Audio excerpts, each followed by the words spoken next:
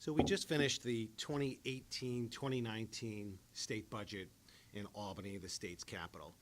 New York's budget process starts in January of each year. This is a tradition. It's in the Constitution. It's part of the laws of New York, where the governor will introduce the state's spending plan. Our governor is Andrew Cuomo. He was elected in 2011, and he comes from Queens, New York, and New York City.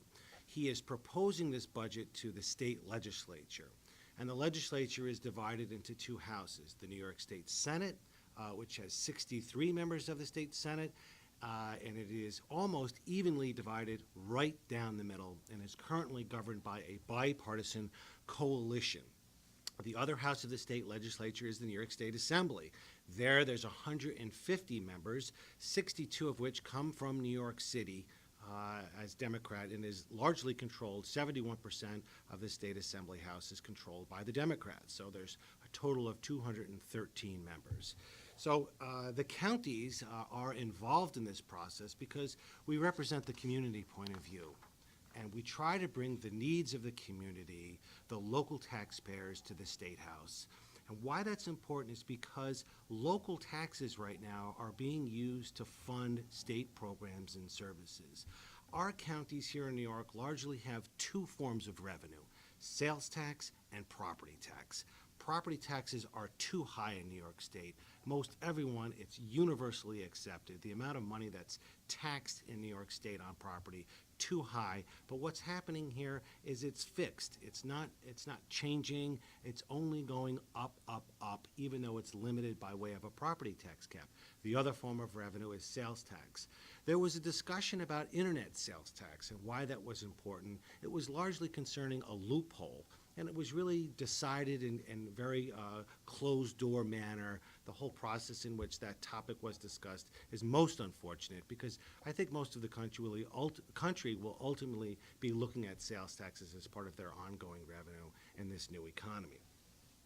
So for counties, there were lots of issues that were of interest to us. There was general purpose revenue sharing program, a program called AIM for towns, cities, and villages. And counties used to be part of that revenue sharing program in the early 1990s, losing that. But there were many other issues involving community colleges, criminal justice programs, bail reform, raise the age, economic development funding, and how communities will receive state funding, MBWE provisions required by the state. Education largely took center stage. In New York's budget process, it's usually education and healthcare spending, which consumes the vast majority, but there are also many, many other important issues: elections, programs and policies concerning the environment, housing needs, the needs of New York City, the needs of upstate New York, the judiciary, how it all interconnects together.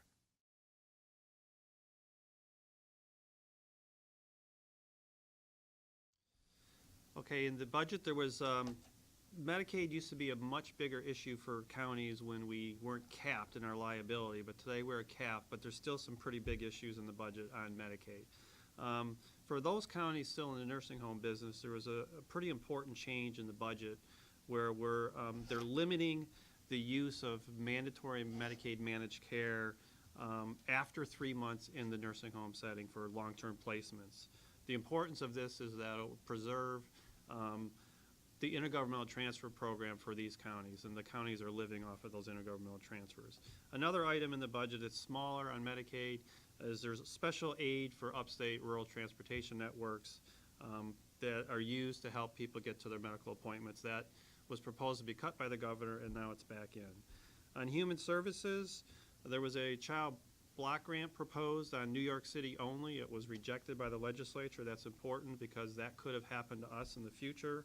The city did lose state funding for $41 million for the Close to Home initiative. That sets a precedent for us in relation to raise the age funding in the future. And the budget will also require local DSS to provide homeless outreach reporting requirements to the state. Otherwise, they could potentially lose state funding. It is a bureaucratic issue, and local DSS will have to deal with the state on implementing that. On the revenue side, there's some pretty big issues in the budget. The governor proposed almost $1 billion in revenue raisers, and at the end of the day, a lot of these provisions were rejected, but we still ended up with about $600 million or more in revenue items, mainly from two major provisions, which will be discussed later. There's also a big part of the budget was proposals at the state level to mitigate the changes in federal tax laws. These fall into two areas. First, there's proposals by the governor and accepted by the legislature that will help mitigate the impact of SALT on individual taxpayers. The second bucket of tax items related to federal changes is things that directly impacted an individual state tax liability because of federal changes or directly impacted state revenues because of those changes. The first on helping individuals deal with the federal changes because of the loss of federal deductibility on state and local taxes was the states creating two major programs. They're implementing a payroll tax, which can help reduce federal tax liability, as well as address the SALT provisions. And then second, to create charitable trusts, which the state can create, local governments can create, including counties, and money could be put into these charitable trusts in lieu of paying property taxes or income taxes, and that's how that would work. There is a clarifying point, is that the IRS has no official position on either one of these structures that would be in place. The other thing the state did is they had to decouple from the state tax code from the federal code because some of those changes, if you don't delink them, create huge tax liabilities for individual taxpayers or create huge windfalls for certain taxpayers. So they did a series of things to ensure that wouldn't happen. So they decoupled on state and local deductions so people wouldn't be hit with a big tax bill. They also did that for single filers, and they also made changes to ensure the state child tax credit wouldn't balloon to astronomical levels and impact the state financial plan. There's some other major revenue actions, and as we had mentioned, there's about $600 billion or plus in new revenues. $500 million comes from the sale of a not-for-profit health system to a for-profit entity. The state is going to claw back some of that money, about $500 million. There's another $100 million related to an opioid surcharge. The other two big items that directly impacted counties that were rejected was the Internet Sales Tax Conformity Act and the elimination of a sales tax exemption related to energy service companies. These two items combined would have provided a benefit of almost $200 million annually to counties, but they were not included at the end of the day.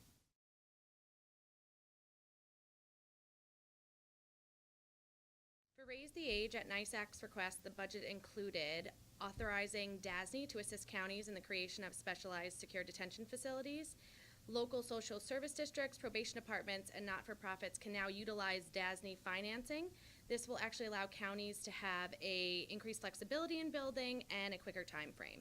This was at NYSAC's request. The budget also included $100 million in funding for Raise the Age implementation funding. This will be eligible to two counties and the City of New York once they complete and submit a plan to the Office of Children and Family Services and the Division of Criminal Justice. The funding can be used for preventative services, probation services, law enforcement services, court operations, and detention services. It is important to note, though, that this funding is for 2 quarters of the state fiscal year and it will be 1 quarter of the county fiscal year. Moving on to opioid funding. The budget included an opioid stewardship program.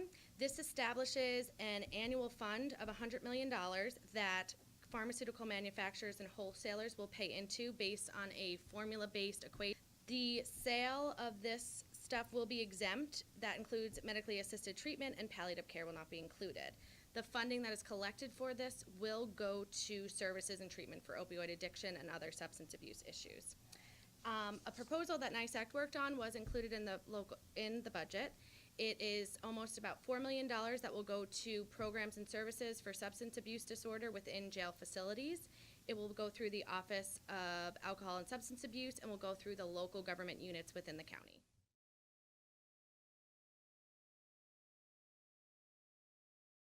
In terms of the election reform proposals discussed as part of the state budget negotiations, the final spending plan rejected a proposal to enact early voting in counties across the state. A deeper analysis of the cost of the provisions indicated that early voting for each election would exceed the $7 million allocated by the governor for county costs. Therefore, at the end of the day, the provision did not make it into the final plan. The legislature also rejected the governor's proposals for automatic voter registration and the ability for New Yorkers to register and vote on the same day, the election day. The election reforms that did make it into the budget include a provision that expand the definition of political communication to include advertisements on the internet and social media sites. Under the new law, the platform accepting the advertisement, such as Facebook, has to confirm that foreign individuals and entities are not purchasing political ads to influence the American electorate. The enacted budget also includes $5 million to implement a strategy to strengthen cybersecurity for New York's elections. It creates an election support center at the state level, develops an election cybersecurity toolkit, provides cyber risk assessments for boards of elections, and requires county boards of elections to immediately report any data breaches.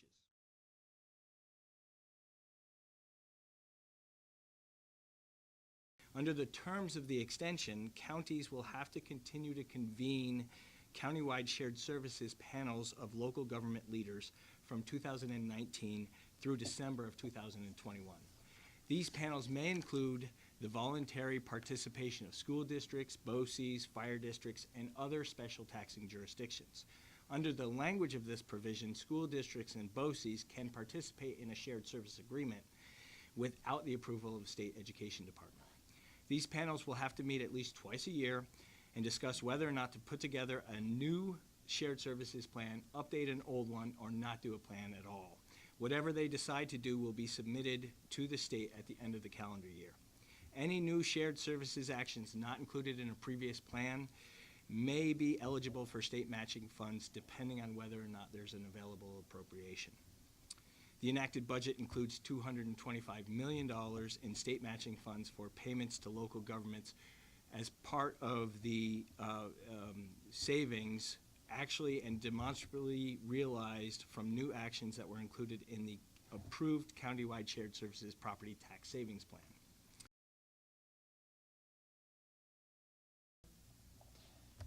New York County's got a win in the budget for indigent defense services in this year's budget. Last year, we only received $104 million to perform these services for the state of New York. This year, counties will be receiving $155 million for indigent defense services. What is expected with this extra money? We are going to be expanding our services. We're going to be providing counsel at arraignment and counsel for setting bail. This is an important stage of the criminal system. This will be statewide. All counties will now be providing this. We'll also be providing we'll have caseload caps for our public defenders. A second piece to what happened in the budget with indigent defense services is dealing with when a county wants to change their system.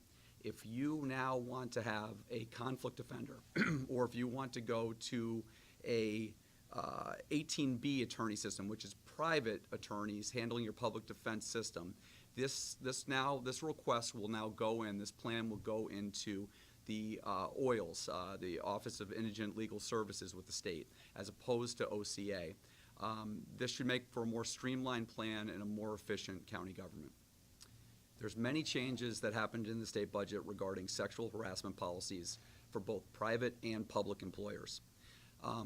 Counties, we are employers, so the first bucket I'm going to talk about is going to be the changes that both your county needs to have occur, as well as private sector employees.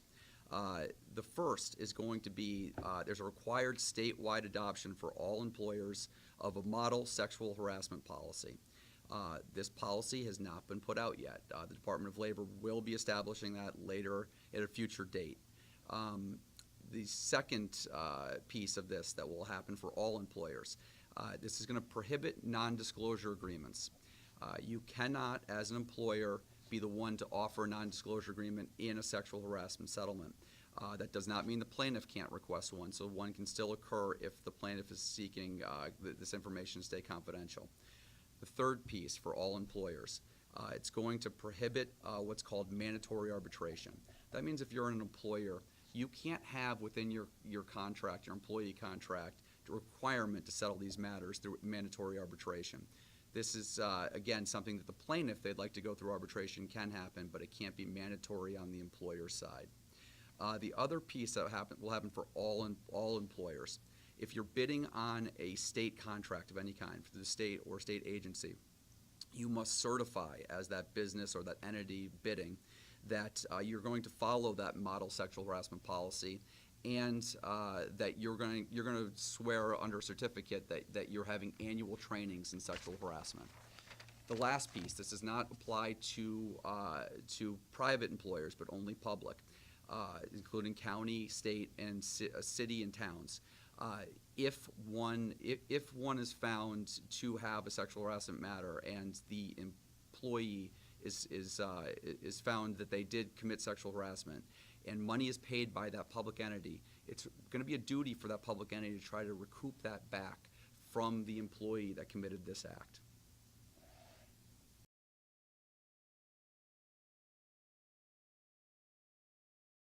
To begin with agriculture, the fiscal year 2019 budget provides slightly more grant funding for local agriculture assistance programs compared to last year. There's $34.4 million this year. Last year there was $32.9 million.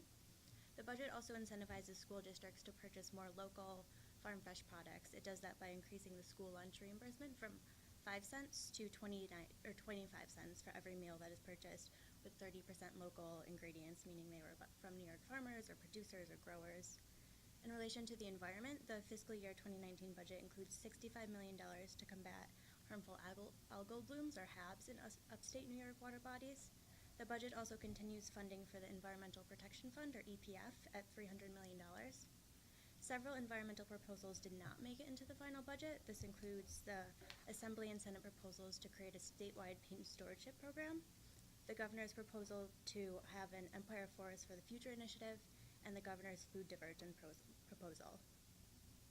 So moving on to economic development, the budget provides $750 million for the 8th round of REDC, Regional Economic Development Council Awards.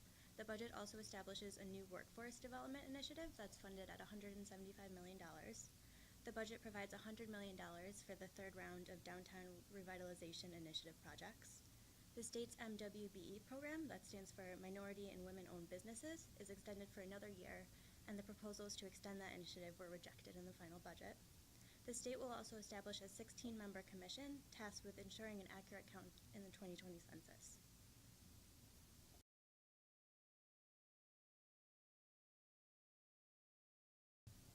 Yeah, transportation funding was also a big piece of this year's state budget process. Again, very thankful from the community's point of view. We have roads that are deteriorating, bridges in need of major repair. Just about over 80% of the highway miles in this state is local roads. People don't understand that. Across the state, certainly in the State House of Albany, the Capitol building here, setting aside an additional $65 million for the extreme winters and addressing those potholes. We're very grateful that the legislature stepped up, the governor supporting this request. There was another capital program called the State and Municipal Facilities Program. This is a very important sort of catch-all capital fund that is largely going to be distributed by way of member items or state members of the legislature requesting of their leadership and of the governor to address a certain capital project. It can be used for many, many different purposes, but it has to have a service life of 10 years. So if county officials are going to request funding, we have to remember it has to have a 10-year service life. We are encouraging county leaders to compile these lists immediately and then suggest things, equipment, various projects in your communities. Again, work through your member of your state legislature, and this included an additional $90 million in this year's state budget.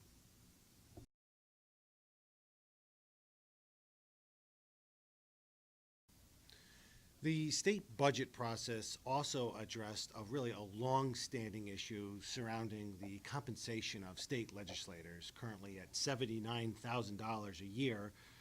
for, really, it's a job year-round. I mean, I think it's widely accepted, even though they're in Albany from January to really June, it's really a full-time job. But interestingly, the governor also included executive employees this time. So I think that this pay raise commission or legislative commission here will include the chief judge of the state of New York, the city and state controllers, and also former city and state controllers. And they're going to examine really and benchmark executive employees and legislators' salaries. And hopefully they can also include the salaries of the district attorney, because they are really on behalf of the people of the state of New York, working for the state of New York. And they recently were required to receive a pay raise, and that should be paid for by the state. So I want to direct our members, the county officials, others that might be viewing this, to our website. And if you go to our website, you can find the more detailed analysis of the state budget. But if we pause for a minute here and look at what just happened here in the state's capital as we approach that Easter Passover weekend and this process that was used, it really is unfortunate that what is a routine job, arguably the most important function of a public official, is appropriating and spending our money, the people's money. This is done each and every year. It is a routine function, and the use of what's called a message of necessity, which is an extraordinary measure that's given to the governor of the state of New York through the state's constitution, using that vehicle to pass a routine process of enacting a state budget is simply wrong. State legislators should have a minimum of 3 days to review what's in those bills, to understand what they're casting their vote of yes or no for, to confer with their colleagues on either side of the aisle and debate it, talk about these things, as opposed to voting on something with very little review in the middle of the night at 4 o'clock in the morning. It should be banned. The practice should be ended, and the people deserve better. Speaking on behalf of communities, county governments, local governments, we have a stake as to what goes on in the state capitol. I think we deserve more from state officials. We deserve to know why we're spending $5 billion every year that we send from our communities to the State House. It's not a one-shot. It's every single year, $5 billion. That's just about every cent we tax the people in their property is being used to pay for state programs and services. It doesn't change. It's year in and year out. I think we deserve some performance benchmarks. Why are we spending this money? What is it being used to be spent for? Where is the accountability? How can we better use data analytics to drive and improve outcomes for recipients? The status quo is unacceptable, and it should be for taxpayers, and it should be certainly for recipients of these services. Don't we, as representatives of local government, as representatives of taxpayers, have the right to hold the state accountable for this? Shouldn't we?